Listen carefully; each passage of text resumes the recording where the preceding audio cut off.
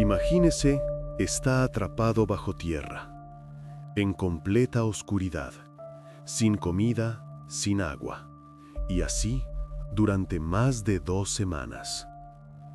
Esta historia conmocionó a Estados Unidos en 1925 y hasta hoy se considera el incidente más famoso en la historia de la espeleología. Para entender cómo sucedió todo, hay que empezar desde lejos. El 20 de junio de 1887, en el estado de Kentucky, en una de las granjas locales, nació Floyd Collins. Sus padres, Lee y Martha Collins, poseían tierras agrícolas. No vivían en la pobreza, pero llamar fácil a su existencia sería una exageración. En 1915, su madre muere de tuberculosis. 7 años después, en 1922, su hermano mayor, James, fallece de fiebre tifoidea.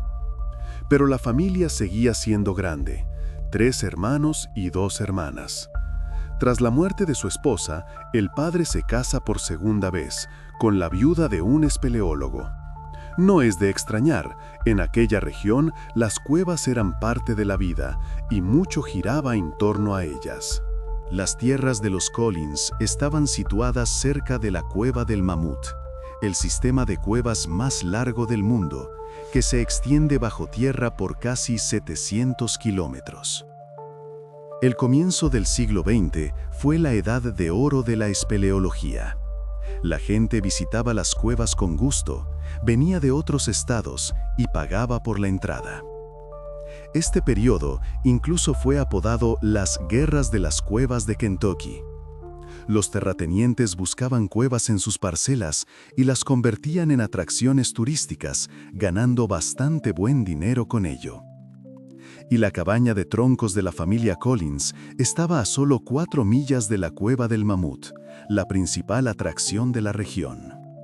Floyd comenzó a explorar los laberintos subterráneos de Kentucky solo, cuando tenía apenas 6 años.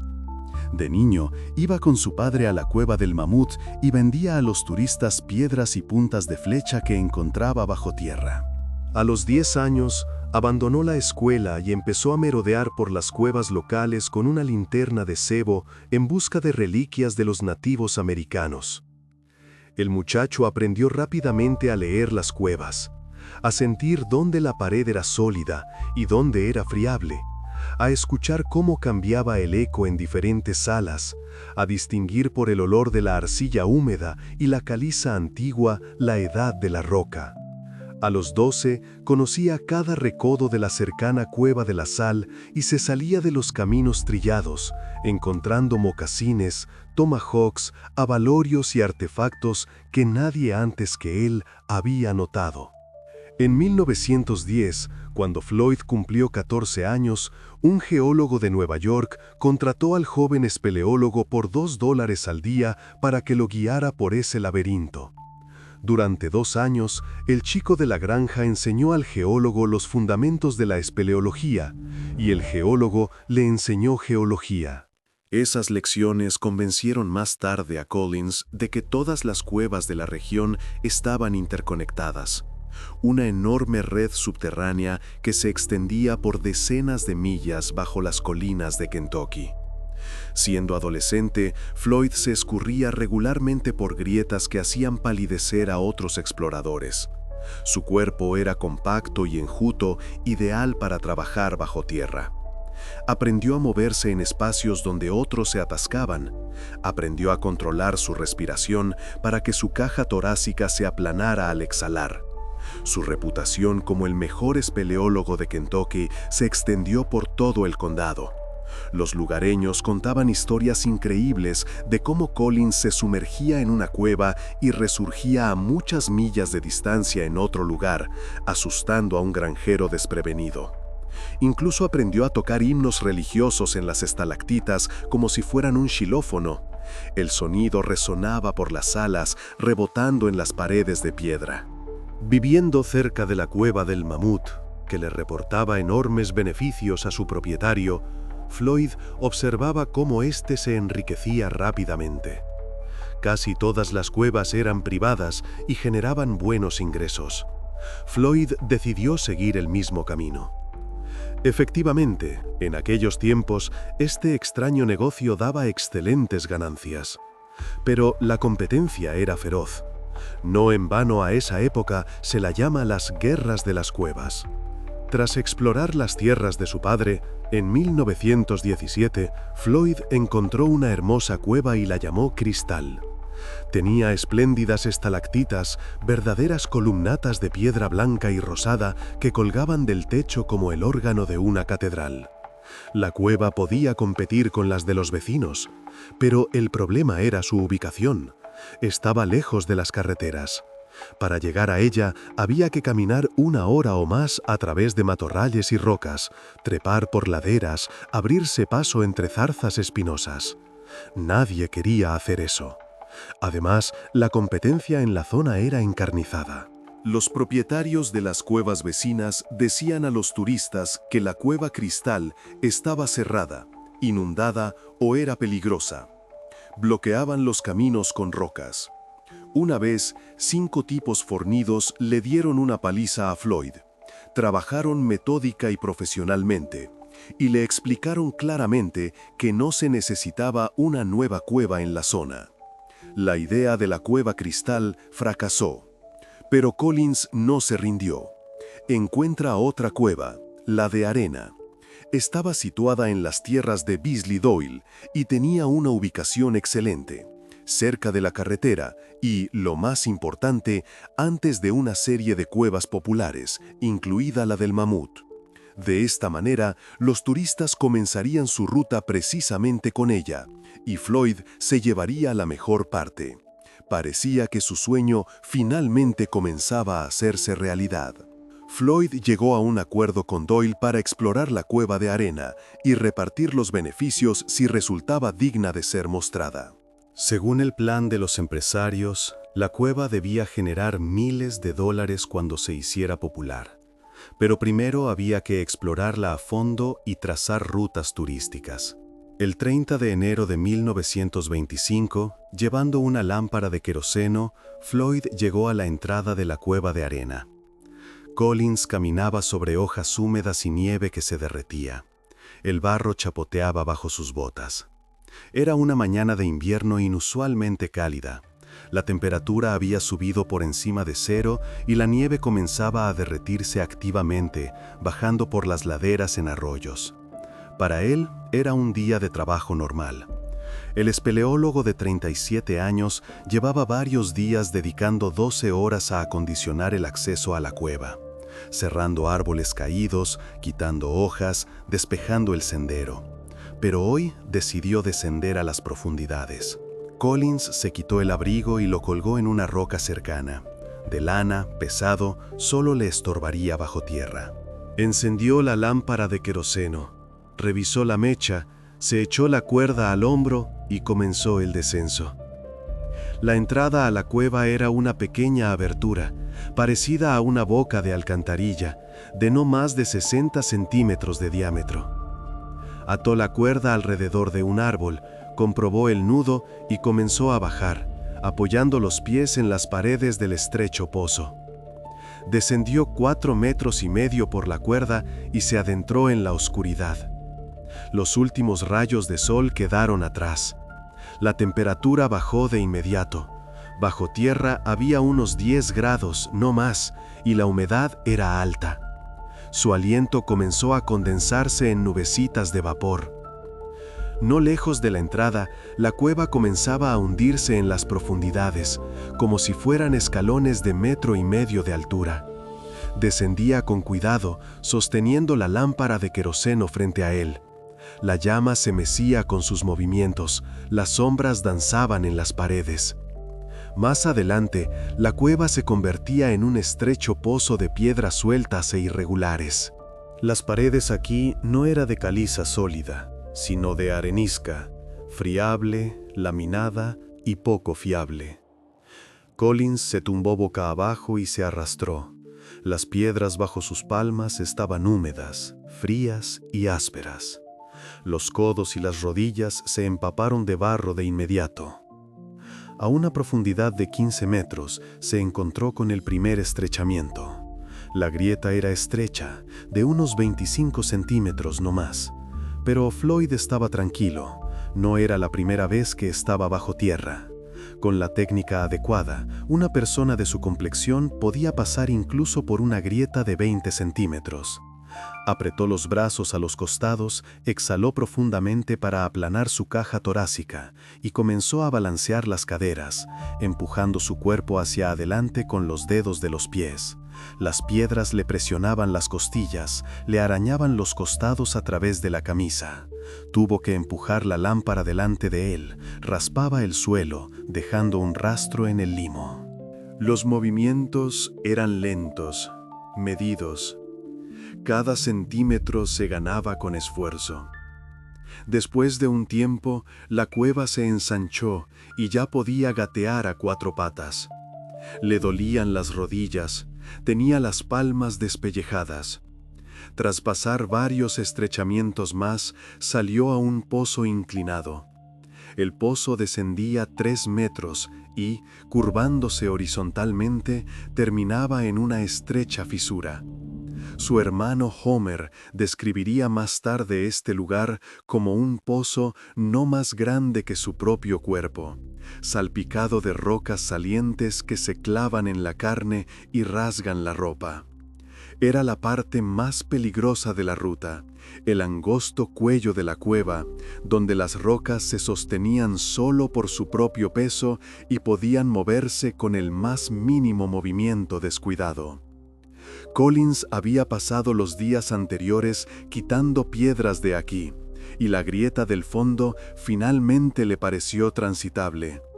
Quería crear una ruta interesante para los turistas, pero para eso había que poner orden en la cueva. Comenzó a descender por la grieta con los pies por delante. Las piedras le oprimían el torso por ambos lados. Sentía cómo le presionaban las costillas con cada respiración. Sobre él, a milímetros de su cuello, colgaban fragmentos de roca, afilados, dentados, listos para caer en cualquier momento. Los sentía con la nuca, percibía el frío de la piedra a través de su pelo. Pero superó con éxito este lugar peligroso y salió a una gran sala. En medio de la sala había una cornisa que terminaba en un precipicio de 18 metros. Collins estaba contento con sus descubrimientos. Había abierto una sala magnífica, salpicada de hermosas estalactitas. Cientos, miles de carámbanos de piedra colgaban del techo. A la luz de la lámpara brillaban como si estuvieran cubiertos de escarcha. Pero resultó que eso no era todo. La cueva se adentraba más y él iba a explorarla. Ató la cuerda a una roca, comprobó el nudo 2 veces, tiró de ella. Aguantaba. Comenzó a descender al fondo del precipicio de 18 metros. La cuerda estaba mojada, resbalaba en sus manos. Sus pies buscaban apoyos en la pared, pequeños salientes, grietas donde podía meter la punta de la bota. Al bajar, descubrió otra gran sala, una verdadera catedral subterránea con un techo de unos 5 metros de altura, y tenía muchas ganas de explorarla. Pero para entonces la lámpara de queroseno comenzó a parpadear. El combustible se estaba agotando. La llama a veces brillaba más intensamente, a veces se apagaba casi por completo. Floyd sabía lo peligroso que era quedarse en una cueva sin luz, así que decidió renunciar a la tentadora idea de continuar la exploración. Volvería mañana con la lámpara llena. Emprendió el camino de regreso. Tras subir con éxito a la cornisa, la cuerda le rozaba las manos, dejando franjas rojas en las palmas, llegó a la estrecha fisura horizontal. Aquí tenía que tumbarse de espaldas. Se tumbó, apretó los brazos a los costados, exhaló y se deslizó hacia adelante en la estrecha grieta, empujando la linterna delante de él.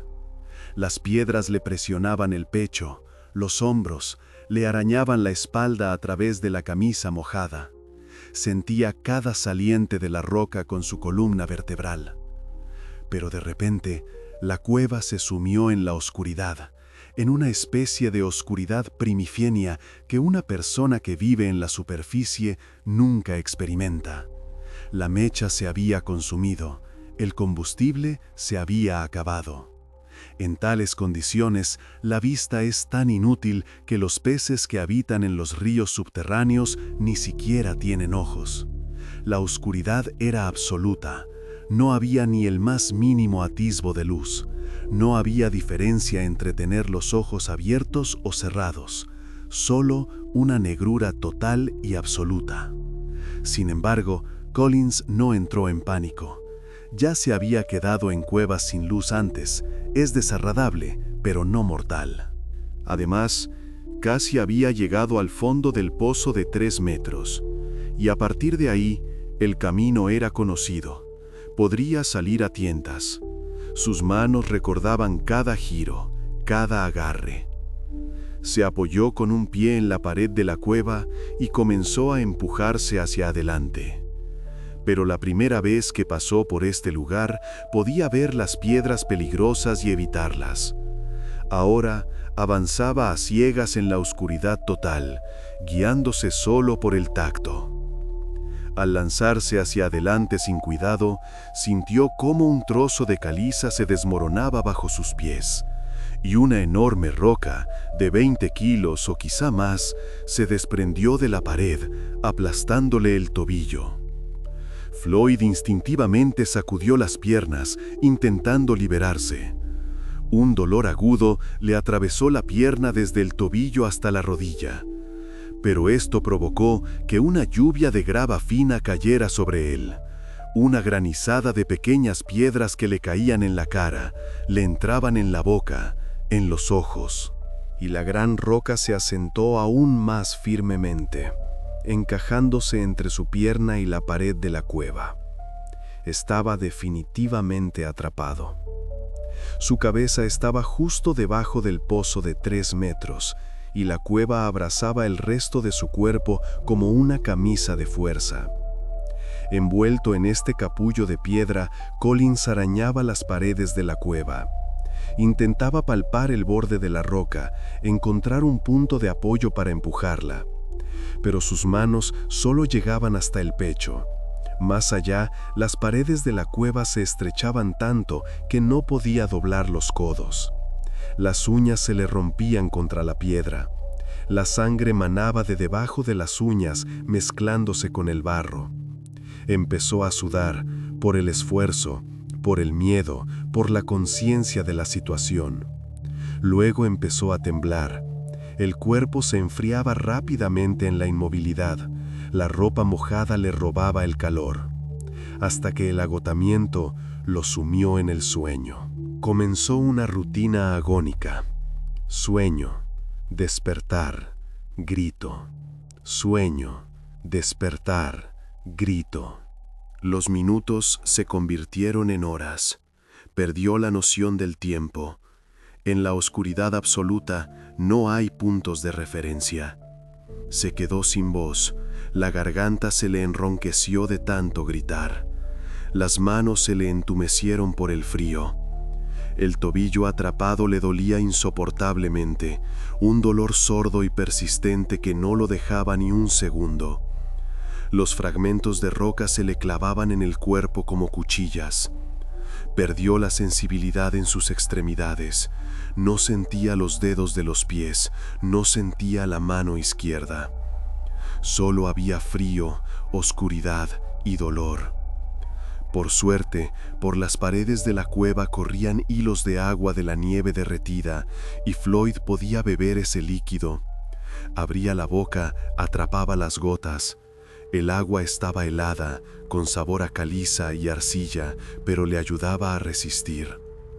Finalmente, 25 horas después de quedar atrapado, oyó la voz de alguien, lejana, ahogada, pero humana. «¡Ven aquí!», gritó, saliendo de su letargo. La voz se le quebró, convirtiéndose en un grito ronco.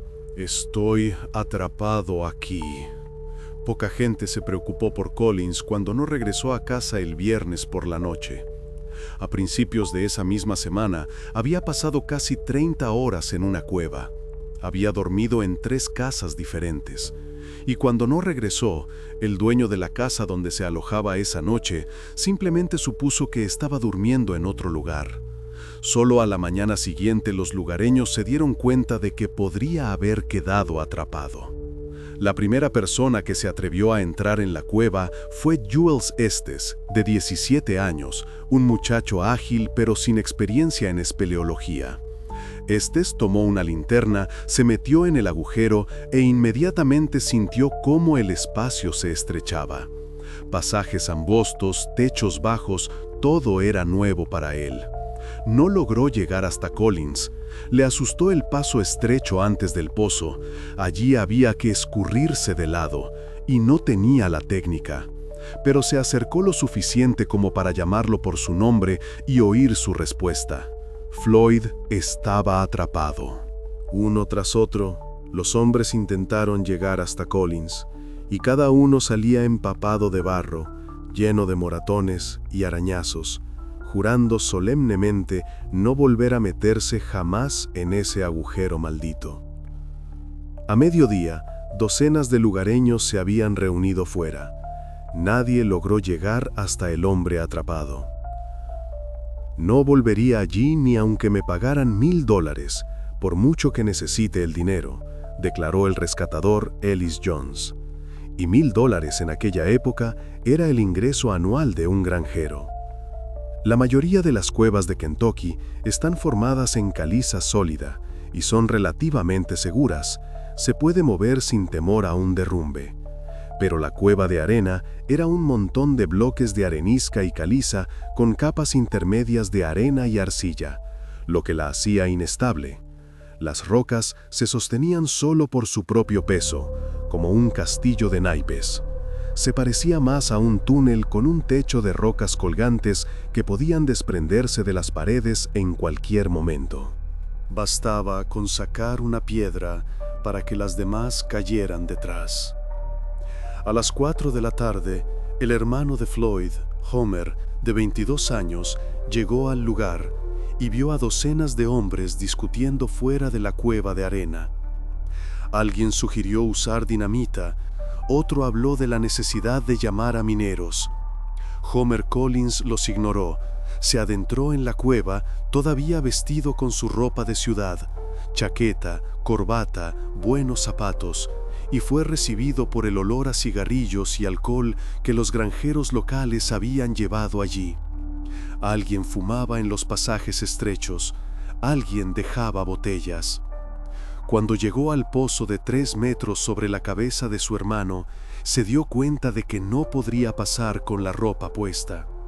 Se quitó los pantalones, la camisa y los zapatos y se deslizó hacia abajo en ropa interior. El frío le golpeó la piel de inmediato. Las piedras estaban heladas, húmedas. Homer se encontró de inmediato con el problema que desconcertaría a cada rescatador posterior.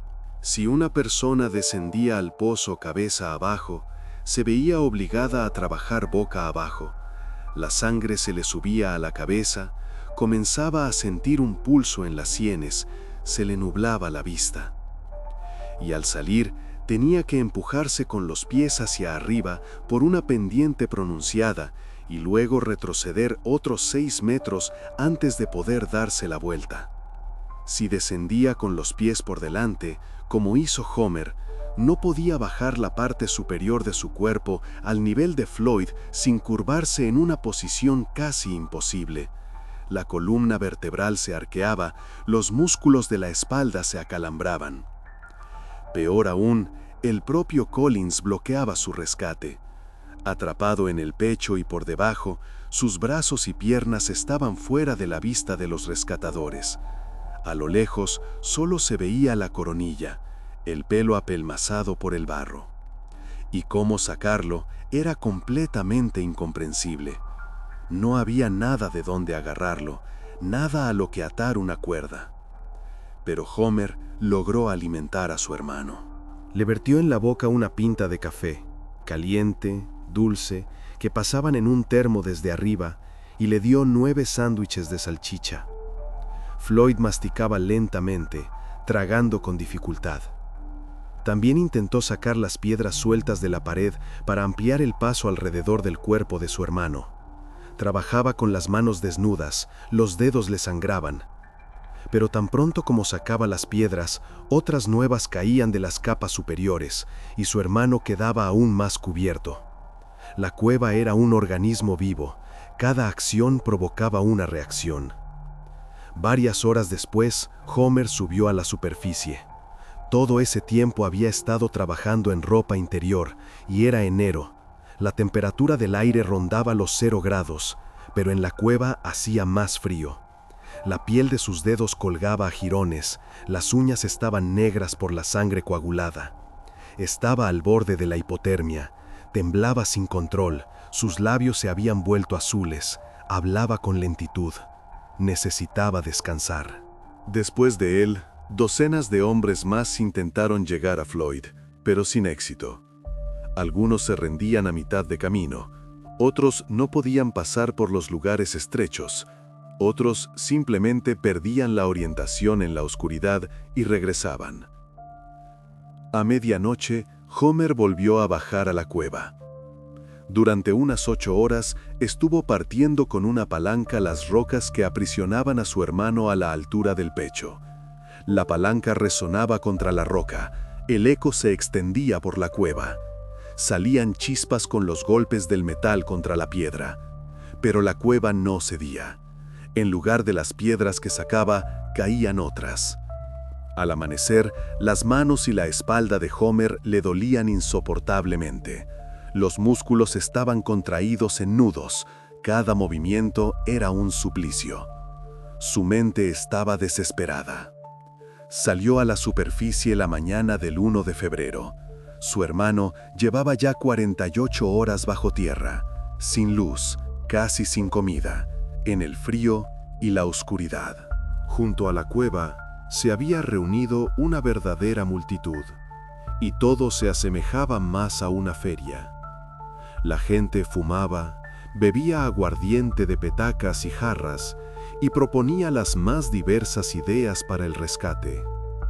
Ardían hogueras por toda la ladera, el humo se extendía por las hondonadas. Unos aconsejaban enviar a un acróbata de circo con un cincel y un martillo, diciendo que era flexible y podría pasar por cualquier sitio.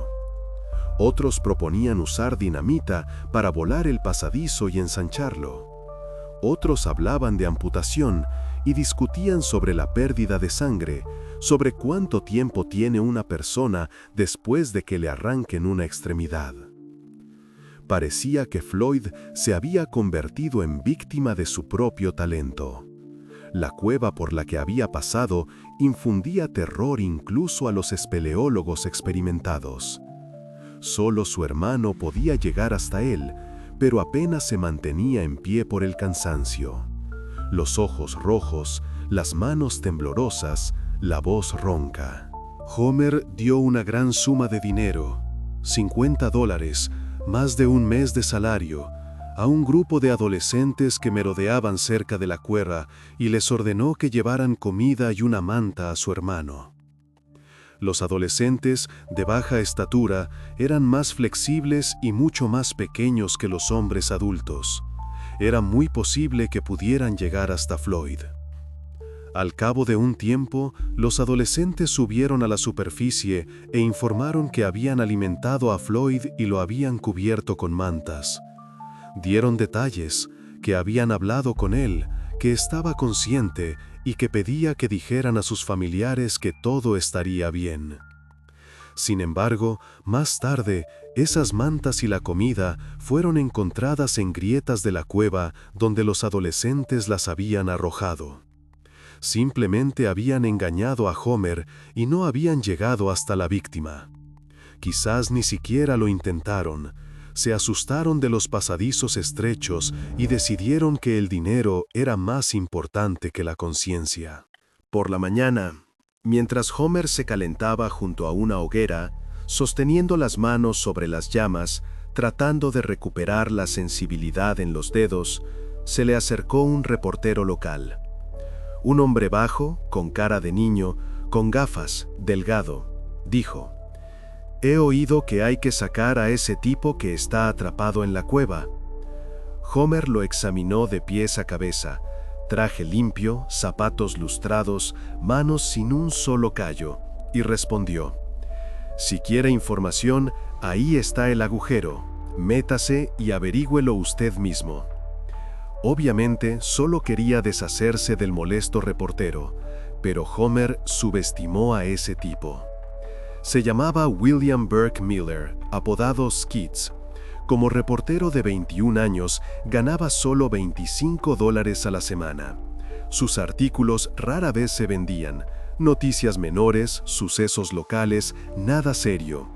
Por eso, cuando los editores del periódico mencionaron que un hombre estaba atrapado en una cueva, Miller aceptó la historia con entusiasmo. Quería escribir un reportaje realmente bueno, uno que se recordara. Cuando Homer lo desafió, Miller no se inmutó.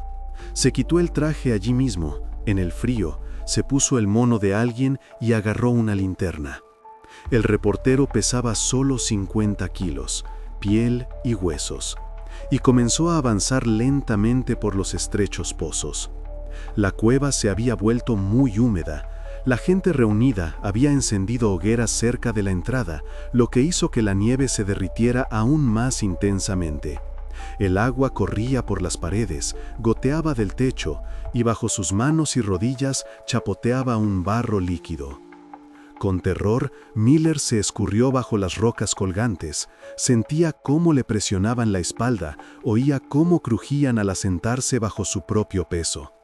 Finalmente, en el último estrechamiento, gritó en la oscuridad y oyó un gemido apenas perceptible, un sonido débil y quebrado. Miller se abrió paso y rodó por el pozo de 3 metros y cayó justo sobre la cabeza de Collins. El reportero intentó hacerle preguntas al hombre atrapado, pero éste ya no podía responder coherentemente. Balbuceaba algo ininteligible, su habla era confusa. Miller le dio agua de una petaca, le metió un sándwich en la boca. Floyd masticaba mecánicamente, con dificultad, y se apresuró a volver a la superficie.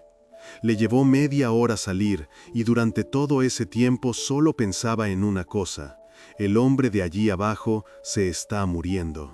Cuando Homer lo vio, sucio, mojado pero vivo, se sorprendió y decidió que este valiente muchacho podría ser útil. Para entonces, Floyd llevaba ya 73 horas en la cueva, 3 días sin luz, casi sin comida, en el frío. Empezó a tener alucinaciones y le contaba a Miller que veía ángeles, figuras blancas en la oscuridad que se le acercaban y le hablaban en voz baja. La mañana del 2 de febrero llegó al lugar Robert Burden, un bombero enjuto de 33 años de Louisville que parecía muy seguro de sí mismo. Alto, fibroso, con la mirada dura de un hombre acostumbrado a las situaciones de emergencia. Él también logró llegar hasta el hombre atrapado. Tenía experiencia, sabía cómo moverse en espacios reducidos. Al ver a Collins por primera vez, Burden dijo: «Tenemos un problema del carajo aquí, pero creo que podremos sacarte con una cuerda». Luego, Burden miró más adentro del agujero, rodeó el cuerpo de Collins con los brazos, tratando de evaluar cuán apretado estaba, y frunció el ceño. «Podríamos arrancarte la pierna». «Arráncame la pierna, pero sácame de aquí», respondió Floyd.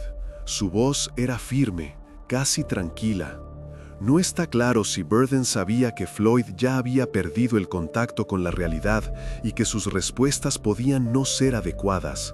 Pero, al subir a la superficie, el bombero comenzó a convencer a la multitud de que la única forma de sacarlo era usar una cuerda, atarla alrededor de su torso y tirar todos juntos.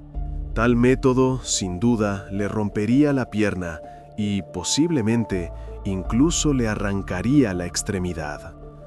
La gente empezó a decir que la víctima se desangraría antes de llegar a la superficie.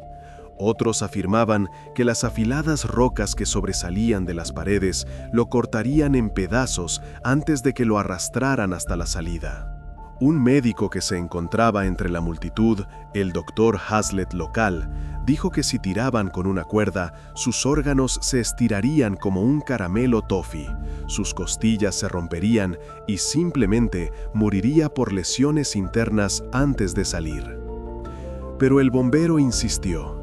Tirar con una cuerda era la única opción. No había otro plan. A las 5 de la tarde llevaron a la cueva un arnés especial, anchas correas de cuero con hebillas metálicas que usaban los bomberos para rescatar a la gente de edificios en llamas. Homer Collins, Skits Miller y Robert Burden descendieron a la oscuridad con una cuerda larga, gruesa, de cáñamo, capaz de soportar varios cientos de kilos. Homer iba delante para calmar los nervios de su hermano. Le dio al hombre atrapado sándwiches de jamón, café y un trago de whisky ardiente y reconfortante. Collins confesó en voz baja, pronunciando las palabras con dificultad, que en realidad no quería perder la pierna. Homer lo escuchó pacientemente, acariciándole la cabeza.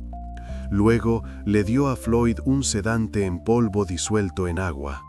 Era algo de los fármacos ahora prohibidos que en aquellos años todavía se podían comprar en la farmacia. Morfina o cocaína quizás. Según Burden, estaba diseñado para aumentar la vitalidad y soportar el shock si realmente le arrancaban la pierna. Homer aseguró el arnés alrededor del pecho de Floyd, apretó las correas, comprobó las hebillas. Miller se sentó en lo alto del pozo, agarrando la cuerda. Burden agarró la cuerda más adentro de la cueva, apoyando los pies en la pared. Varios otros hombres ayudaban cerca de la entrada, 6 hombres tirando al mismo tiempo. A la cuenta de Homer, 1, 2, 3. La cuerda se tensó. Collins ahogó un grito. Cuando su cuerpo se levantó de los escombros, 1 centímetro, otro, Burden apretó los dientes y rugió a los hombres que tiraran más fuerte. La cuerda crujía, tensándose al límite.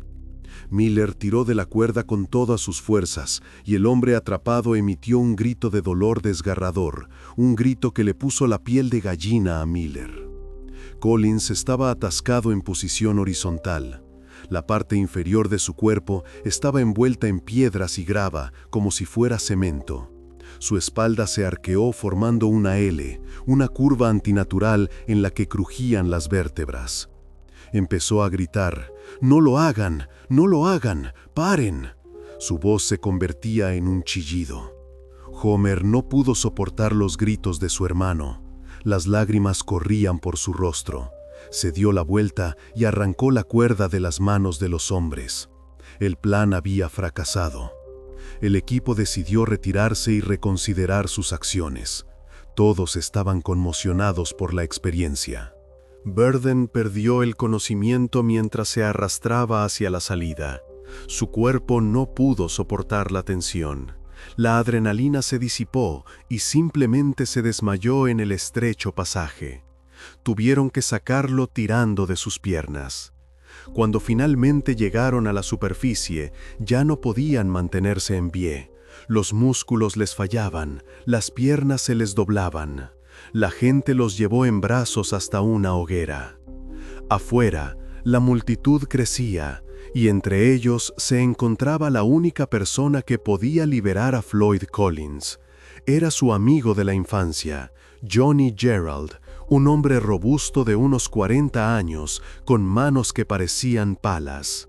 Habían pasado ya 88 horas desde que Collins quedó atrapado en ese agujero maldito, casi 4 días. Cuando Gerald llegó al lugar, vio una multitud ebria de 200 personas que no tenían ninguna experiencia en espeleología. Le indignó especialmente el teniente Burden y su plan de sacar a su amigo como un pez con una cuerda, un plan bárbaro y sin sentido. Johnny Gerald era un espeleólogo experimentado. Ya había tenido que sacar a gente de cuevas en varias ocasiones, 3 veces en los últimos 10 años. Sabía cómo trabajar con la roca, cómo ensanchar pasadizos, cómo reforzar las paredes. Cuando Floyd oyó su voz, empezó a gritar: «¡Bájenlo aquí! ¡Solo él puede sacarme!». Había esperanza en su voz, casi alegría. Sin embargo, Gerald resultó ser demasiado corpulento para pasar por el pozo de 3 metros, hombros anchos, pecho macizo. Tuvo que pasar varias horas ensanchándolo, sacando piedras. Trabajó metódicamente, con calma, eligiendo las piedras que se podían quitar sin riesgo de derrumbe y apilándolas a un lado. Solo a medianoche logró llegar hasta su amigo. Comenzó a cavar la grava y a sacar las piedras junto al pecho de Floyd. Trabajaba en un espacio reducido, a tientas, en una postura incómoda. Y al parecer, estaba empezando a tener éxito. Apareció el torso de Collins. Por primera vez en días se veía su camisa, su caja torácica. Luego, las caderas. Floyd pudo moverse un poco. Luego, la parte superior del muslo. Por primera vez, Floyd pudo mover la pierna derecha, aunque le dolía insoportablemente. Un dolor agudo y punzante con cada movimiento. Antes de que Gerald se fuera, Collins, según se informa, le dijo al despedirse apretándole la mano: «No dejes que baje nadie más que tú y tu grupo». Gerald juró cumplir su palabra. Estaba convencido de que la gente sin experiencia en cuevas, por muy sinceras que fueran sus intenciones, simplemente provocarían un derrumbe y enterrarían a la víctima viva. La cueva era demasiado inestable, demasiado peligrosa para los aficionados. Por eso, cuando un equipo de canteros profesionales, hombres que trabajaban en canteras y sabían de rocas, que habían esperado 5 horas en el frío a que llegaran voluntarios, se acercó a Gerald con un plan para examinar el pasaje y picar la caliza sobre la cabeza de Floyd, Gerald les ordenó que se largaran. De forma brusca y tajante: «Lárguense de aquí antes de que los eche yo mismo». El teniente Burden regresó el martes por la mañana, sobre las 10, y volvió a proponer su plan de la cuerda. La noche anterior había contactado con su estación de bomberos y solicitado un elevador de mangueras, un cabrestante mecánico capaz de levantar varios cientos de kilos. Decía: «Se me ha ocurrido una idea. Si puedo bajarlo al pasadizo y hacerlo funcionar, estoy seguro de que saldrá bien. Lo subiremos en 1 minuto». Pero Gerald era el nuevo héroe de la multitud. La gente le creía, veía sus resultados. Y el plan de Burden fue rechazado. La multitud abucheó al bombero. Para entonces, el reportaje de Miller estaba listo. Los periódicos cayeron en los umbrales de las casas por la mañana. La tirada del Louisville Courier Journal se triplicó. Esa mañana, Floyd Collins se despertó siendo una estrella. Y también, por cierto, el reportero Miller. Su nombre empezó a ser reconocido. Sus colegas del periódico lo miraban con respeto. Esta popularidad solo aumentó la multitud alrededor de la cueva. La gente acudía para ver qué pasaba con ese tipo bajo tierra. Para este momento, Floyd llevaba ya 103 horas bajo tierra. Más de 4 días sin luz, sin comida normal, en una posición en la que era imposible moverse. Esa mañana, el reportero Miller regresó a la cueva. Gerald estaba agotado por el trabajo. Tenía los ojos hundidos, le temblaban las manos de cansancio. Su voz se había reducido a un susurro. Y a los demás no los dejaban acercarse a la cueva. Gerald montaba guardia en la entrada. Entonces, el reportero propuso un plan. Bajaría a la cueva y organizaría una cadena humana para sacar las piedras a la superficie y pasar comida y bebida a la víctima. Además, donde fuera posible, reforzarían las paredes con tablones para evitar derrumbes. Una cadena humana. Uno se lo pasa al otro, como se pasan los cubos de agua en un incendio. El reportero Miller llega de nuevo hasta Floyd y, como Gerald antes que él, comienza a cavar alrededor de su cuerpo, quitando piedras. Trabaja durante horas, sin parar. Pronto, el espacio alrededor de su cuerpo es de 12 centímetros. Se puede meter la mano, tocarle las costillas. Su equipo había tendido bombillas a través de la cueva con cables, bombillas incandescentes normales conectadas a la batería de un coche.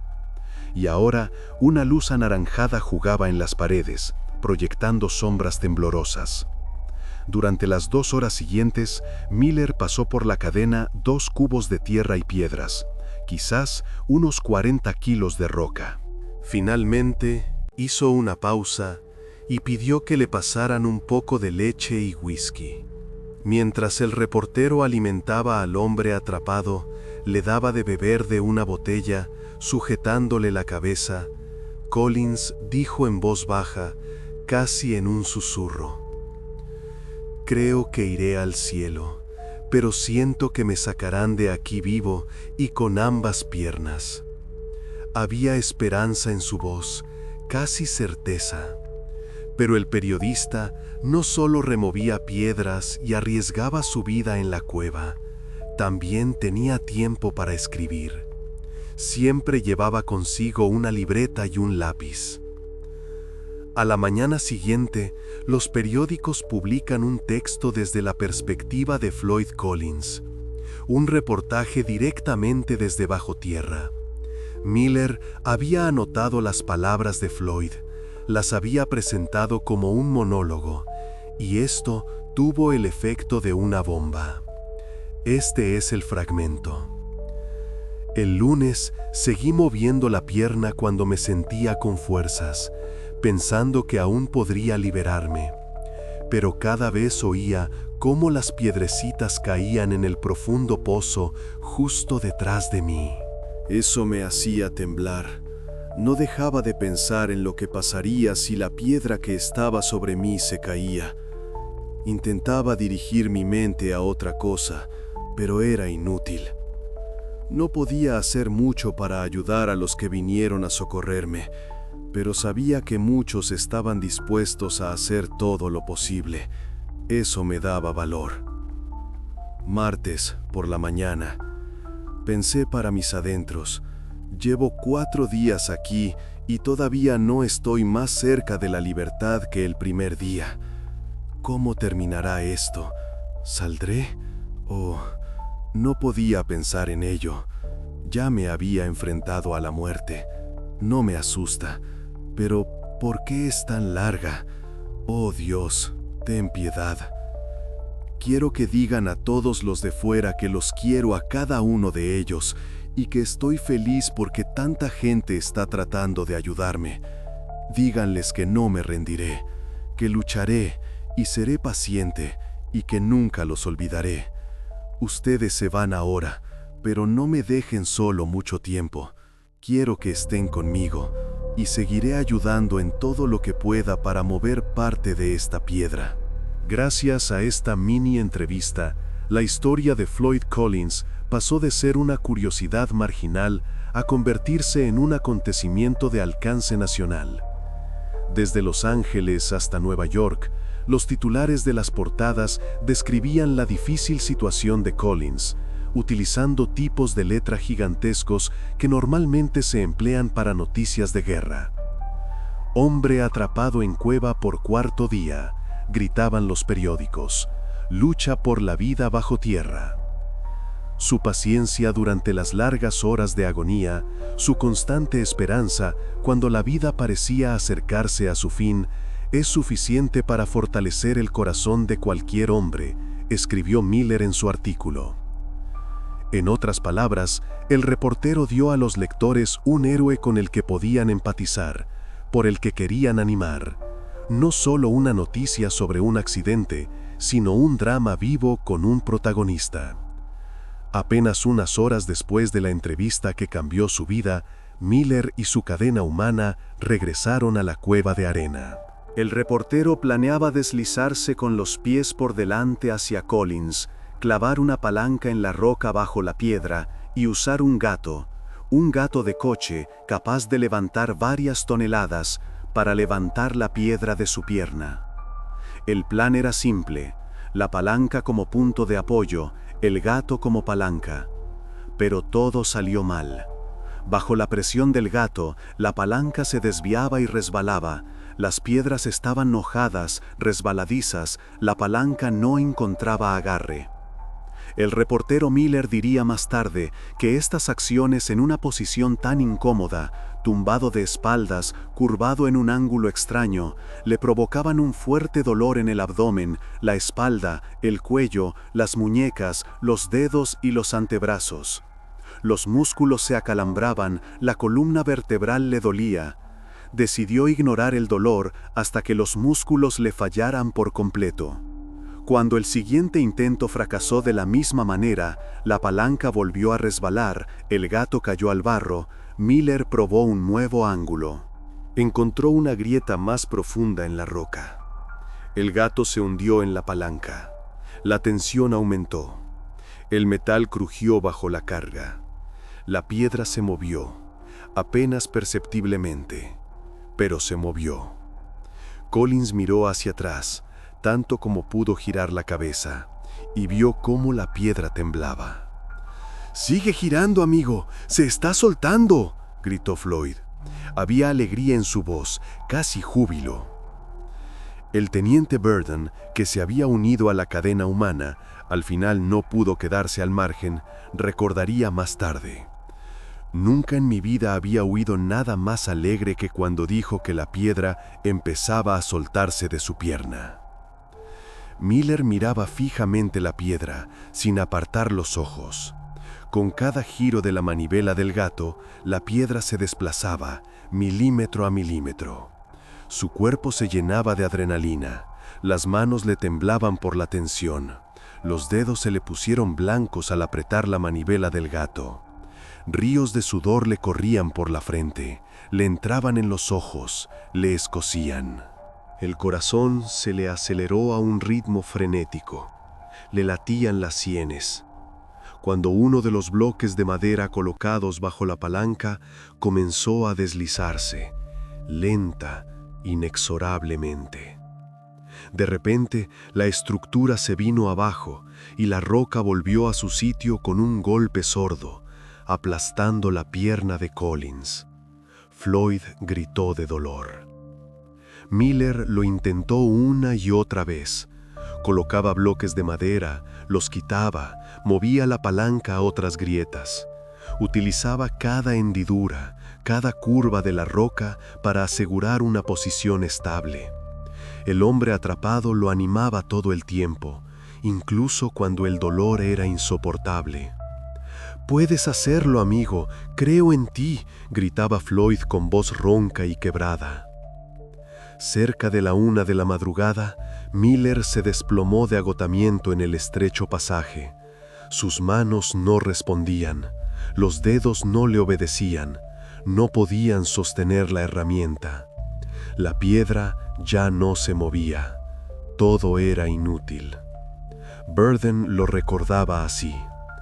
A todos nos dieron ganas de sentarnos allí mismo y llorar. Fue simplemente horrible. Estábamos tan cerca. La piedra se movía. La vimos moverse. Y de repente, todo se vino abajo. Antes de irse, Miller ajustó la manta de Collins, gris, de tipo militar, que habían traído de arriba, y le colgó una bombilla del cuello para darle calor. La lámpara calentaba, le proporcionaba algo de consuelo.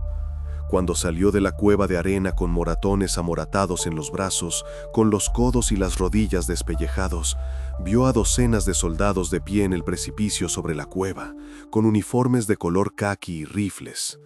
Había llegado la Guardia Nacional. Floyd llevaba ya 112 horas en la cueva, casi 5 días. Cuando Miller abandonó la cueva, el liderazgo lo asumió un nuevo personaje, Henry Carmichael, superintendente general de la Kentucky Rock Asphalt Company, un hombre de unos 50 años, con sienes canosas y una voz dura y autoritaria. Unos días antes, había enviado hombres para ayudar a reforzar la cueva con tablones de madera, gruesos maderos de roble capaces de soportar toneladas de presión. El miércoles, a las 2:30 de la madrugada, poco después del fallido intento de Miller con el gato, Carmichael envió a 2 hombres a la cueva de arena para evaluar la estabilidad de la estructura. Eran sus mejores trabajadores, hombres que sabían de minería, que sabían leer la roca. La entrada de la cueva era más ancha que nunca, gracias a los esfuerzos de la cadena humana. En 3 días de trabajo la habían ensanchado casi el doble. Ahora se podía pasar no de lado, sino casi de frente. Nuevos puntales de madera mantenían la entrada en una posición estable, en forma de cruz, con travesaños, instalados profesionalmente. Pero a medida que descendían más profundo, los soportes de madera desaparecían y la cueva se estrechaba más de lo normal. En algunos lugares, las paredes parecían haberse juntado. Los pasajes se habían estrechado varios centímetros. En general, las cuevas de Kentucky se caracterizan por una sorprendente estabilidad. Las piedras no se aflojan ni se contraen. La caliza se mantiene durante siglos. En la cueva de arena no era así. La nieve derretida por las hogueras que se vertía en el túnel en arroyos y la presencia de la cadena humana, movimiento constante, vibración, cambio de carga, provocaron fluctuaciones de temperatura y humedad. La roca comenzó a cambiar su estructura. El techo empezó a combarse, apenas perceptiblemente, pero a combarse. Aparecieron microfisuras de las que caía un fino polvillo. Uno de los voluntarios lo vio y sintió un mareo. El instinto de supervivencia se activó al máximo. La adrenalina se disparó en su sangre, la respiración se aceleró, la boca se le secó. Oyó los gemidos de Collins más adelante, débiles, casi inaudibles, pero humanos. Pero también oyó el espeluznante crujido de las piedras deslizándose, un sonido bajo y prolongado que significa que la roca se está moviendo. E insistió en volver. No voy a seguir, todo se está derrumbando ahí, vamos a morir. El segundo voluntario, llamado Casey Jones, un joven minero que trabajaba en las minas de carbón más al norte, oyó los mismos sonidos, pero siguió adelante. Tenía experiencia trabajando bajo tierra, conocía la diferencia entre un crujido peligroso y el asentamiento normal de la roca. Llegó al pozo, sosteniendo la lámpara frente a él. Collins oyó sus pasos, sintió el movimiento del aire y le suplicó a Jones que bajara. Su voz era débil, pero insistente. Todos sus instintos morales le decían a Jones que ayudara. Allí abajo se estaba muriendo un hombre que pedía ayuda, pero el instinto de supervivencia le decía que diera media vuelta y se fuera. El techo crujía, las piedras se movían, todo podía derrumbarse en cualquier segundo. Al principio, ganó el instinto de supervivencia. «Ahora no puedo, Floyd», dijo Jones, y había culpa en su voz. «Pero lo haré cuando vuelva, te lo prometo». Detrás de él, su compañero le suplicaba que se fueran. Su voz temblaba de miedo. «Casey, vámonos, ahora, inmediatamente». Debajo de él, Collins gritaba, casi llorando. «Tengo sed, ayúdenme, no me dejen». Jones se quedó paralizado. 1 segundo, 2, 3. La lucha interna lo desgarraba. Luego decidió, al diablo, no podía abandonar a un hombre así. Aún así, bajó al pozo. Se deslizó cabeza abajo. La sangre se le subió a la cabeza, le latían las sienes, y le dio apresuradamente a Collins café de un termo. Caliente, dulce. Sorprendentemente, él lo rechazó. Giró la cabeza, el café le corrió por la barbilla. Jones comprendió que Floyd en realidad no quería beber. Simplemente tenía miedo y se sentía solo. No quería quedarse solo en la oscuridad, en el silencio, con sus pensamientos. Desde arriba se oyó la voz de su compañero ya histérica. «Por el amor de Dios, Jones, sal, sal, por tu culpa vamos a morir todos. ¿Oyes ese crujido? ¿Lo oyes? El techo está a punto de derrumbarse». Jones miró a Collins. Sus ojos se encontraron a la luz de la lámpara. En los ojos de Floyd había tal súplica, tal desesperación, que a Jones se le cortó la respiración. Le puso la mano en la cabeza a Collins, le acarició el pelo. «Aguanta, amigo, te sacaremos, te lo prometo». Dejó el termo con café a su lado y salió del pozo.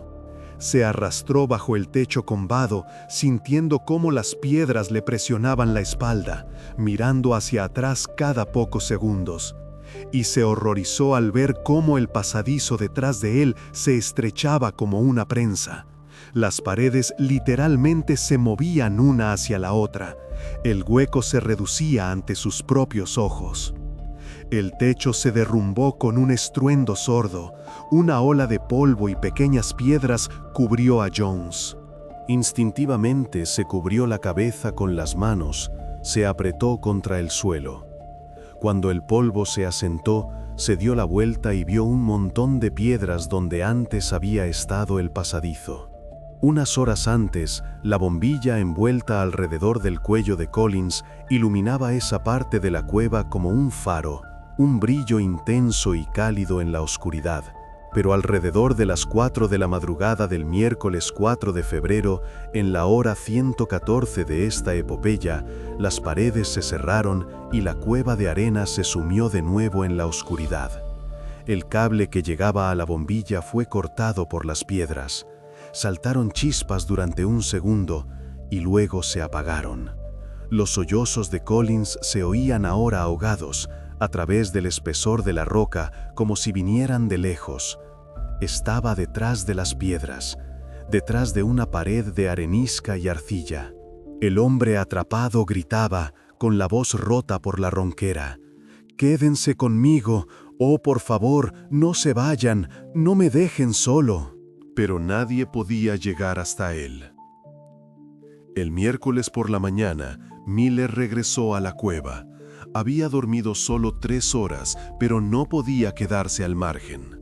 Quedó impresionado por el derrumbe del techo. Cuando se sumergió en la cueva de arena y se encontró con el montón de piedras de color naranja y gris, toneladas de roca que bloqueaban el paso, se le encogió el corazón.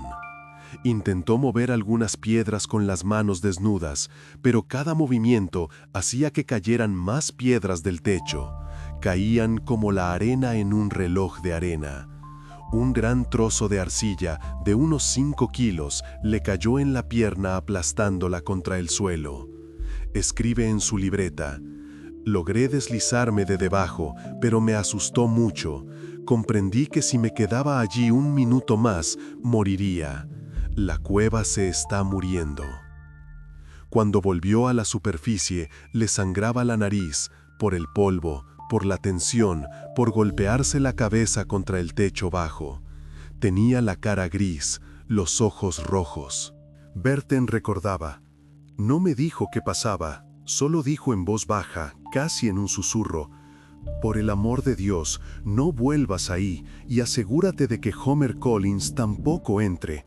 Es mortalmente peligroso ahí dentro». No había que preocuparse por Homer. Sufría ataques de tos. Los pulmones se le habían llenado de polvo durante los días de trabajo en la cueva. Cada respiración era un estertor. Y era poco probable que pudiera participar en las labores de rescate. Estaba sentado junto a una hoguera, envuelto en una manta, bebiendo té caliente y mirando la entrada de la cueva con la mirada perdida. Pero Johnny Gerald estaba furioso. Tenía la cara roja, las venas del cuello hinchadas. Tenía razón, habían provocado un derrumbe. Todos esos aficionados que se metían en la cueva sin entender cómo funcionaba habían desestabilizado la roca. Lo dije que pasaría, pero nadie me escuchó. Durante las siguientes 8 horas, Gerald entró y salió de la cueva de arena al menos 5 veces. Trabajó como un poseso. Los músculos le ardían, los pulmones se ahogaban por el polvo, pero no se detuvo. En el bosque, los hombres serraban árboles, el sonido de las sierras resonaba por la zona, y cortaban troncos con hachas para apuntalar las paredes de la bóveda restante. Las astillas volaban por todas partes, el sudor corría a raudales. Bajo tierra, el equipo de Gerald reforzaba las grietas y las rocas tambaleantes con tablones nuevos, clavando cuñas con martillos. Cuando Gerald bajó por primera vez después del derrumbe, abriéndose paso a través de los escombros, Floyd oyó a su amigo arrastrarse por el pozo y le pidió con voz débil que le trajera un sándwich de queso. Solo un sándwich de queso, una petición tan simple y humana. Cuando Gerald le explicó que había habido un derrumbe, que el camino estaba bloqueado, que llevaría tiempo, el hombre se echó a llorar, en silencio, sin esperanza. Las lágrimas corrían por su rostro sucio, mezclándose con el limo. Trabajando al límite de la capacidad humana, las manos le temblaban de cansancio, la vista se le nublaba, la coordinación fallaba. Gerald saca de la cueva 4 barriles de piedras. Los pasa por la cadena hacia arriba, barril tras barril. Quizás 200 kilos de roca. Unas horas más tarde, ya es de noche, el sol se inclina hacia el horizonte. Una franja de luz vuelve a atravesar la oscuridad. El paso está despejado. La bombilla en el cuello de Collins vuelve a ser visible, un brillo tenue y amarillento en la profundidad. Pronto hubo suficiente espacio para llegar hasta la víctima. Se podía alcanzarlo, tocarlo. Gerald regresó a la superficie, cubierto de barro, de sangre, apenas sosteniéndose en pie. Reunió su equipo, un gato, una palanca, una pistola de engrase, vaselina, cuerdas.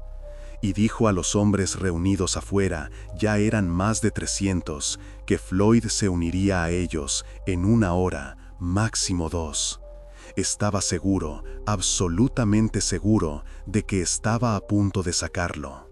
Preparen la camilla y las mantas. Estará aquí pronto. A las 10:30 de la noche del 4 de febrero, Johnny Gerald entró en la cueva de arena por última vez. El plan era claro, bien pensado. Se deslizaría más allá del derrumbe, alimentaría a su amigo para darle fuerzas.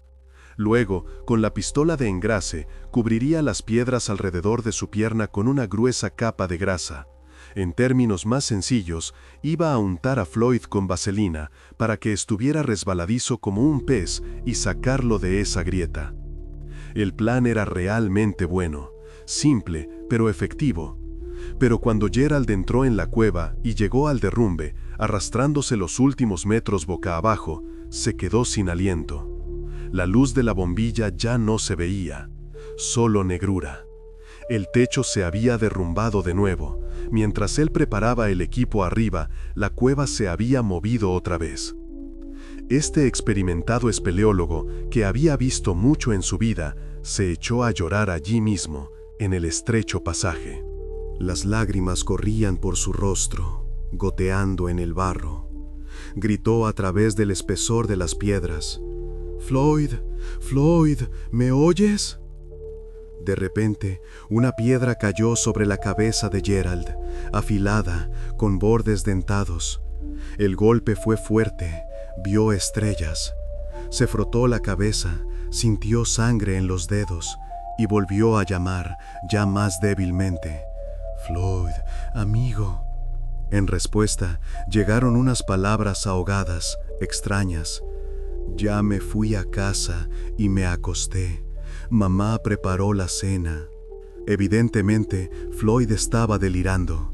Su mente no podía más. Casi 5 días sin luz, sin movimiento, en el frío y el dolor. Eso quiebra la psique. Luego, otra piedra cayó del techo, afilada, pesada, de unos 2 kilos, y aterrizó justo en la espalda de Gerald, entre los omóplatos. El dolor le atravesó la columna, se le cortó la respiración. Se levantó con dificultad. Cada movimiento era un esfuerzo. Salió a la superficie arrastrándose, agarrándose a cualquier saliente, y declaró, respirando con dificultad, sujetándose las costillas: «No volveré a ese maldito lugar, ni aunque me regalen todo el estado de Kentucky. Allí está la muerte». La cueva mata a todo el que se mete. Sin embargo, no era el final. La gente no iba a rendirse. El teniente general Denhardt, un militar acostumbrado a dar órdenes y ver resultados, reunió a los mineros, los alineó y gritó, marcando cada palabra: «Hemos perdido la esperanza de llegar a Floyd por el camino fácil.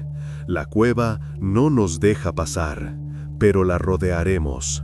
Ahora, muchachos, depende de ustedes.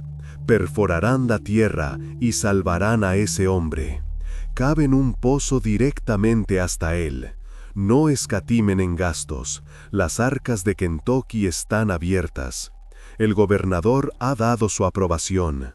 Pidan lo que quieran, herramientas, hombres, comida, dinero, todo lo tendrán, pero sáquenlo de bajo tierra». El jueves 5 de febrero, el Estado tomó el control total del rescate de Collins. Se convirtió en una operación estatal. El teniente general Denhardt, quien, según se informa, le dijo a Homer de manera tajante, a la cara: «Para salvar a tu hermano se necesitará gente con cerebro, no con emociones». Fue nombrado responsable de toda la operación de rescate. Le dieron carta blanca. Su primera orden fue prohibir la entrada a la cueva a todo el mundo, categóricamente. Puso guardias en la entrada, 2 soldados con rifles. Nadie podía entrar. Demasiado peligroso, demasiado inestable. Cualquier movimiento en el interior podría provocar el derrumbe final. Su segunda orden fue cavar un pozo vertical desde la superficie directamente hasta el lugar donde yacía Collins, evitando todos los pasajes estrechos, rodeando los derrumbes. Un camino directo de arriba a abajo. Llegó maquinaria pesada al lugar, camiones con excavadoras, grúas de vapor, equipos de perforación. Pero pronto se hizo evidente que los gases de escape de los motores se filtraban en la cueva a través de grietas en la roca, y Floyd podría asfixiarse antes de que lo desenterraran. El monóxido de carbono es más pesado que el aire, se asienta en el suelo, llena las hondonadas. Los mineros comprendieron que tendrían que cavar un pozo de 17 metros de profundidad a mano, con picos, palas, palancas, a la antigua usanza. Había que sacar toneladas de roca con las manos. Floyd llevaba ya 215 horas en la cueva, 9 días, más de una semana bajo tierra. Para entonces, la zona alrededor de la cueva se asemejaba más a una feria o un carnaval. Multitudes de personas deambulaban por allí, miles. Alguien vendía perritos calientes en carritos ambulantes, el olor a salchichas fritas se extendía por la zona. Alguien pedía donaciones, de pie con una lata agitándola. «Ayuden a salvar a un hombre, cada céntimo cuenta». Vendedores de aceite de serpiente ofrecían: «Elixir de la vida, cura cualquier enfermedad». Los contrabandistas vendían alcohol de forma clandestina, whisky, aguardiente, algo turbio en botellas sin etiqueta. Las familias extendían mantas cerca de la cueva y hacían picnics con los niños, abrían cestas de comida, se sentaban en la hierba, observando el trabajo de los rescatadores como si fuera un espectáculo.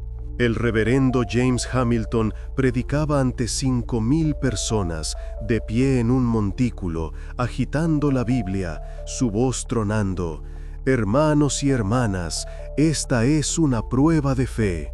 La gente viajaba desde los estados vecinos, Tennessee, Ohio, Indiana, para ver la maravillosa cueva con el tipo atrapado dentro. Los trenes añadieron servicios, las carreteras estaban atascadas de coches.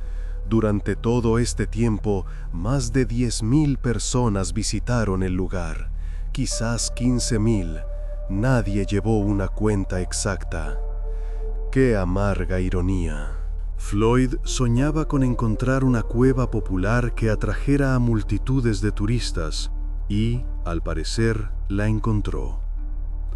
Como se suele decir, Cuidado con lo que deseas.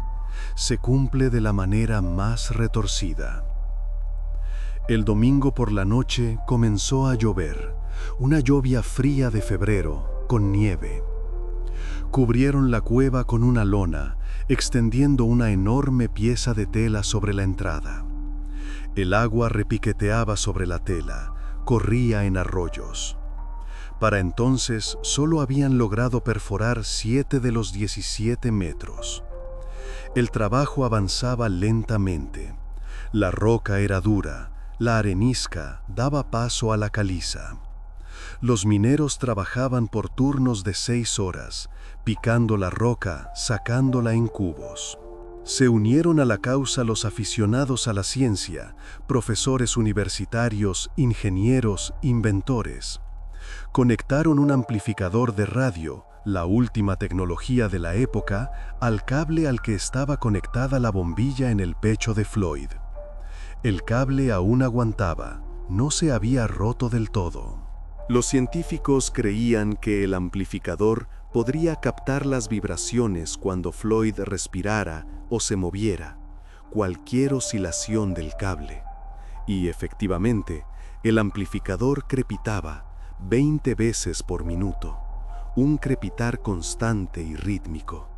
Era una señal esperanzadora y sugería que Floyd quizás todavía respiraba, quizás todavía estaba vivo. Habían pasado ya 288 horas, 12 días, y ya empezaban a surgir teorías de la conspiración. Los rumores se extendían más rápido que la verdad. Había quienes afirmaban que en la cueva no había nadie, que todo era un fraude monumental para recaudar donaciones y escribir artículos sensacionalistas para vender periódicos. Muéstrennos el cuerpo, ¿dónde están las pruebas? Algunos partidarios de la teoría de la conspiración llegaron tan lejos como para intentar desacreditar el propio rescate, enviando telegramas supuestamente en nombre de Floyd. Pagaban a un operador que enviaba: por favor, desmientan la afirmación de que estoy enterrado vivo en la cueva de arena. Díganle a mamá que estoy bien, vuelvo a casa, Floyd Collins. Uno de los rumores decía que la familia Collins, embriagada por la publicidad, sus nombres en los periódicos, la atención, la fama, estaba retrasando deliberadamente el rescate, a propósito, para prolongar el espectáculo. Otros afirmaban algo peor, que Johnny Gerald había impedido a propósito que los rescatadores entraran en la cueva en las primeras etapas, porque trabajaba en el sector inmobiliario y tenía un interés financiero en la cueva Cristal, que pertenecía a Floyd, y por lo tanto tenía interés en la muerte de Floyd para luego comprar la cueva a un precio irrisorio a la viuda o a los parientes. Indignado, Robert Burden, que para entonces se había convertido en una de las caras públicas de la operación de rescate, declaró bruscamente a los periódicos, ante las cámaras: Johnny Gerald no es culpable de nada, salvo de heroísmo. Arriesgó su vida más que nadie. Pero si alguien quiere acusaciones, que acuse a los que desestabilizaron la cueva con su incompetencia. Estas acusaciones no podían ser ignoradas. Demasiado ruidosas, demasiado públicas. La investigación reveló que Gerald efectivamente había rechazado la ayuda de muchos voluntarios. Pero también lo habían hecho Burden, Carmichael y Denhart. Cada equipo de rescate consideraba incompetentes a los equipos rivales, lo que era en parte cierto. Los profesionales no confiaban en los aficionados, y los aficionados no escuchaban a los profesionales. La gente que conocía las cuevas carecía de habilidades organizativas y no sabía trabajar en equipo, y los organizadores no entendían las particularidades del trabajo subterráneo. El día de San Valentín, 14 de febrero, exactamente 2 semanas desde el inicio del drama, el tribunal concluyó tras un día de audiencias. Nadie en concreto era culpable de lo sucedido. Fue una concatenación de circunstancias, una trágica concurrencia de factores. Para este momento, Floyd llevaba ya 360 horas bajo tierra, 15 días, Sobre él todavía había 16 metros de tierra y rocas, toneladas de roca entre él y la libertad. Llevaba 17 días bajo tierra, 12 de ellos sin comida ni agua, y 4 días sin la luz que le proporcionaba algo de calor. Las posibilidades eran ínfimas. Los médicos decían que una persona no puede sobrevivir tanto tiempo en esas condiciones. La hipotermia, la deshidratación y el shock deberían haberlo matado una semana antes, pero los rescatadores aún esperaban que siguiera vivo. Se aferraban a esa esperanza. Los periódicos publicaban historias de mineros que habían sobrevivido bajo tierra durante largos períodos. 1 mes, 2 meses, incluso más. Las iglesias enviaban donaciones a los rescatadores, dinero, comida, ropa. Los lectores enviaban cartas a los periódicos. No se rindan, luchen hasta el final.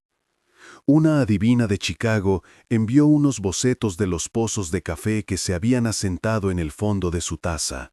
Formaban un corazón, una prueba, afirmaba, de que Floyd todavía estaba vivo. El corazón late, los está esperando. A la 1:30 de la tarde del lunes 16 de febrero, el cielo estaba gris, caía una llovizna fina. El cincel de los mineros atravesó la última capa de roca y penetró en la cueva de arena. Era la hora 411 de esta epopeya. 17 días y 3 horas. Los trabajadores arrancaban frenéticamente las piedras, ensanchando la abertura. Las manos les temblaban de emoción, de cansancio, de esperanza. Alguien rezaba en voz alta. Finalmente, un rescatador llamado Ed Brenner, un minero con 20 años de experiencia, que había visto mucho, iluminó con su linterna la oscuridad del pozo y confirmó visualmente que habían llegado al pozo de 3 metros. Habían roto la barrera. Estaban allí. Según el reportero Miller, que estaba al borde del pozo con su libreta, todos los que se encontraban cerca de la cueva, y eran varios cientos, dejaron de respirar durante 5 minutos. Silencio absoluto. Solo el viento silbaba entre los árboles. Esperaban, sin apartar la vista del pozo, a ver qué decía el rescatador. Brenner, lenta y cuidadosamente, cada movimiento medido para no provocar un nuevo derrumbe, descendió al pozo por una cuerda. Sus botas buscaban apoyos. Iluminó con la linterna hacia abajo, hacia el hombre atrapado. Al principio no podía distinguir nada, todo estaba cubierto de barro, de limo. Luego vio la cara, gris, cerosa, los ojos cerrados, y vio un extraño brillo en la boca entreabierta. Un segundo después comprendió su origen. Era el diente de oro de Collins, que reflejaba la luz de la linterna. Brenner extendió la mano, tocó el cuello de Floyd, buscando el pulso. La piel estaba fría como la piedra. No había pulso, ninguno. Acercó la oreja al pecho. Silencio. Ni respiración, ni latidos. Pasó la mano por delante de su cara. Ninguna reacción. 5 minutos después, que parecieron una eternidad para los que esperaban arriba, subió lentamente a la superficie. La cara de piedra, los ojos vacíos. Se quedó en el borde del pozo, tambaleándose de cansancio. Todos lo miraban, esperando una palabra. Negó con la cabeza, lenta, pesadamente, y dijo una sola palabra, con voz ronca: muerto. La multitud ahogó un grito, las mujeres se echaron a llorar, los hombres se quitaron los sombreros.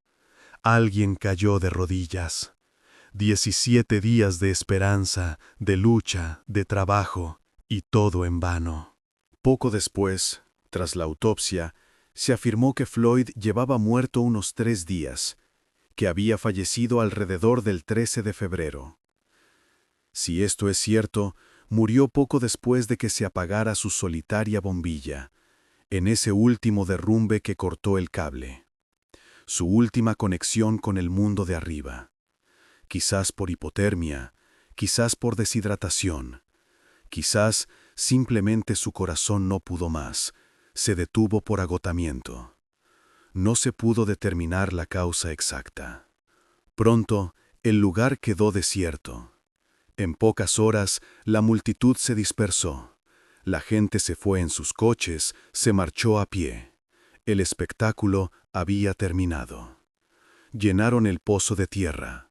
¿Para qué dejarlo abierto? El nombre de Floyd Collins, que durante más de 2 semanas había ocupado las portadas de los periódicos de todo el país, comenzó a olvidarse. Las noticias siguen, la vida continúa. Pero esta no era todavía el final de la historia. Oh no, lo más extraño estaba por llegar. Apenas unas semanas después, la tierra de la tumba aún no se había asentado. El propietario del terreno donde se encontraba la cueva, Beasley Doyle, instaló en la carretera un gran cartel de madera, pintado de rojo y blanco, en el que estaba escrito con letras grandes: a 200 yardas de aquí, el cuerpo de Floyd Collins encerrado en la cueva. Visitas guiadas todos los días, 50 centavos por persona. Por 50 centavos, el precio de una comida en un restaurante decente, los visitantes curiosos podían ver el agujero bostezante que había engullido al hombre que Doyle una vez llamó amigo y socio. El cuerpo lo dejaron allí. No lo sacaron, era caro, peligroso, ¿para qué? A pesar de los rumores de que la familia se había enriquecido con la tragedia, los Collins volvieron a su vida de granjeros y no se hicieron ni un céntimo más ricos. Después de que la Guardia Nacional se fuera, los lugareños vieron al padre de Floyd, el viejo Lee Collins, registrando el lugar del rescate en busca de botellas de vidrio. Se podían canjear por un par de céntimos. Un anciano encorvado, hurgando en el barro en busca de botellas. En eso se había convertido su vida. El reportero William Skidz Miller recibió una oferta inesperada. Un agente de Nueva York se puso en contacto con él. Hacer una gira por el país y contar esta historia a la gente en teatros, salas de conciertos. Actuaciones en vivo, entradas a $1, llenos garantizados. Le ofrecieron un honorario fabuloso para la época, de $50,000, el ingreso anual de un buen médico. Pero Miller se negó, brevemente, sin explicaciones. No, gracias. Siguió trabajando como un simple reportero en el periódico, por sus $25 a la semana.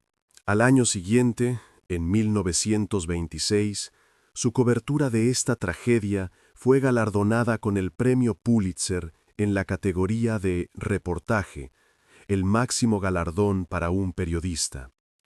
Tenía 22 años, el ganador más joven en la historia del premio en ese momento.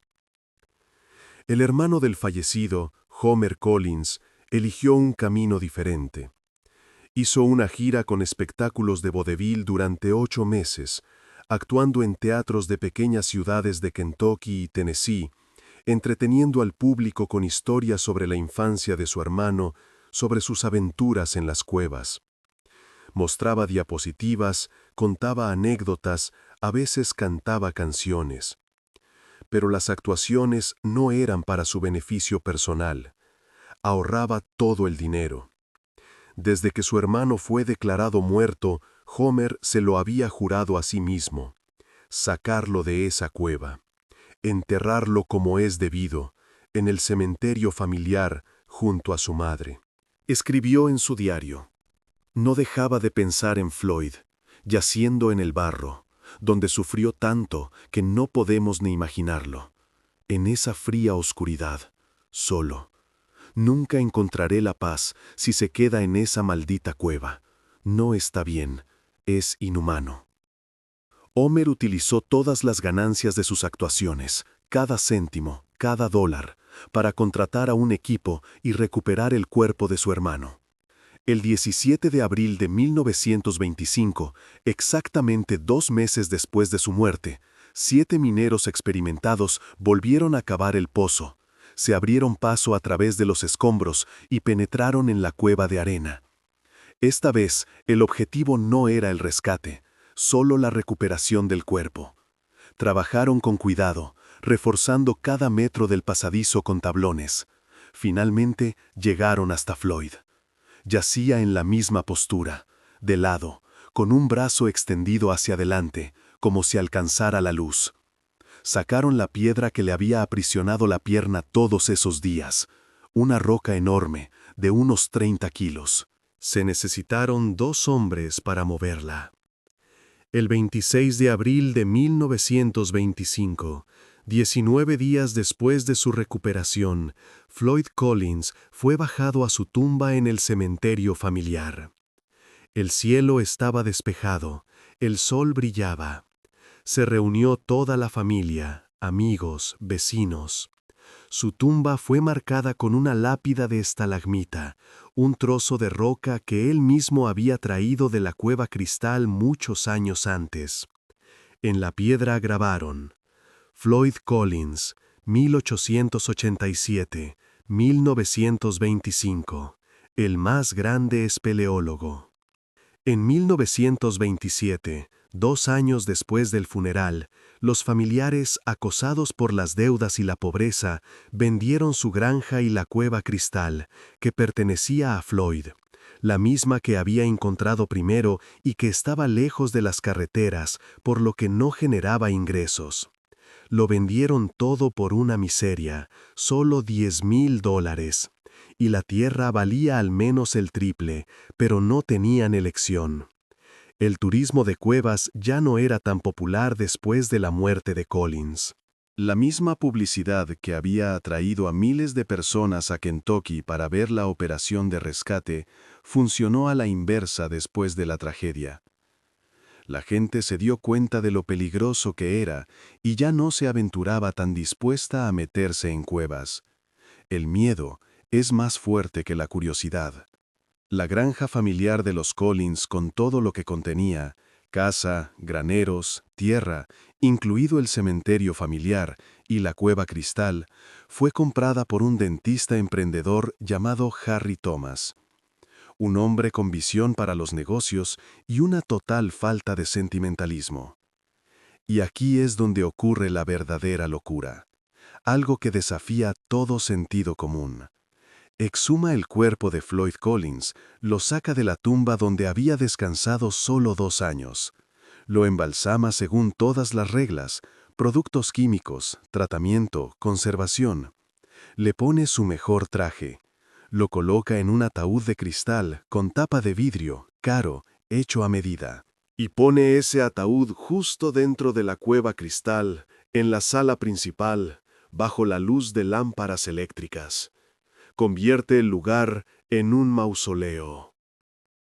Para horror e indignación de los familiares de Floyd, se enteraron por los periódicos, los turistas que antes no querían ir allí porque la cueva estaba lejos de las carreteras y era incómoda, comenzaron a acudir en masa.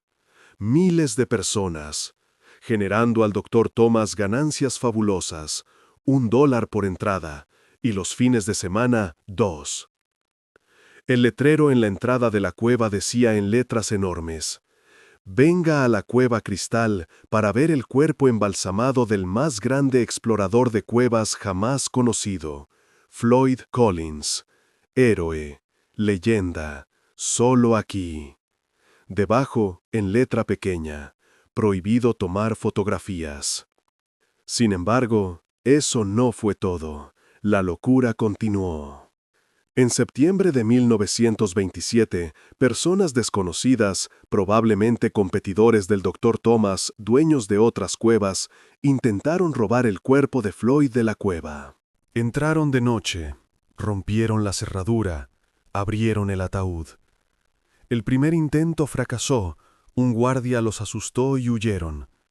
Pero el segundo intento, cuidadosamente organizado en marzo de 1929, tuvo éxito. Los ladrones de tumbas robaron el cuerpo de Collins, lo sacaron del ataúd, lo envolvieron en una lona e intentaron arrojarlo al río Green en Kentucky para que desapareciera para siempre.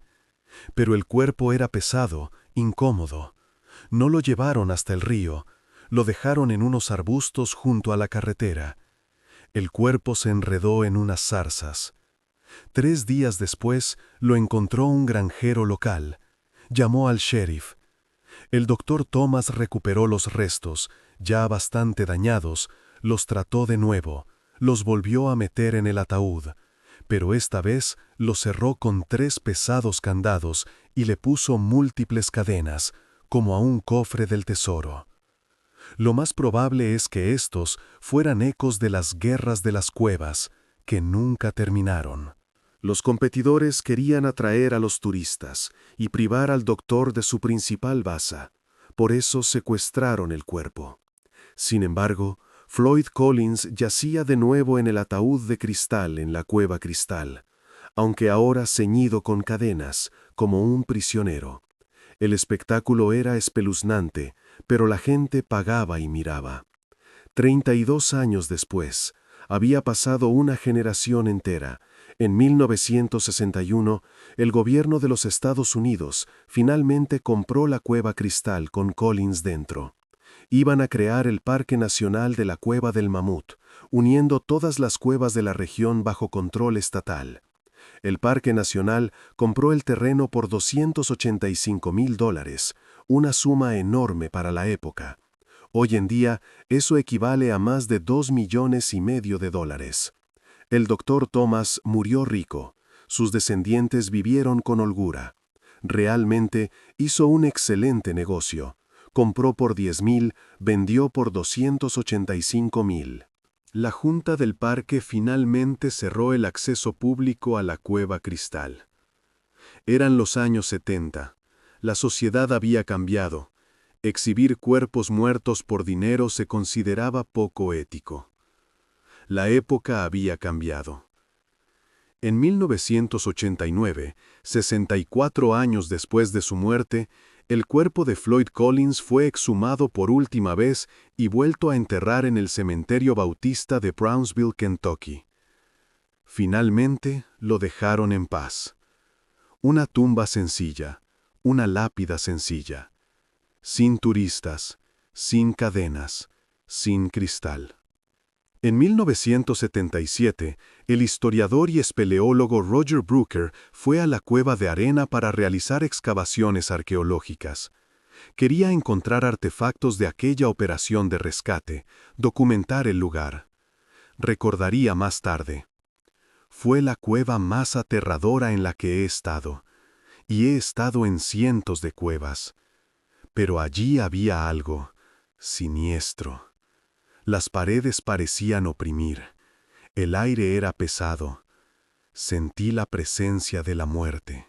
Su equipo encontró varias botellas, de whisky, de leche y latas de conservas, trozos de puntales de madera ennegrecidos por el tiempo, un atizador de acero con el que Homer había trabajado, fragmentos de una manta militar y un par de cables eléctricos cubiertos de óxido.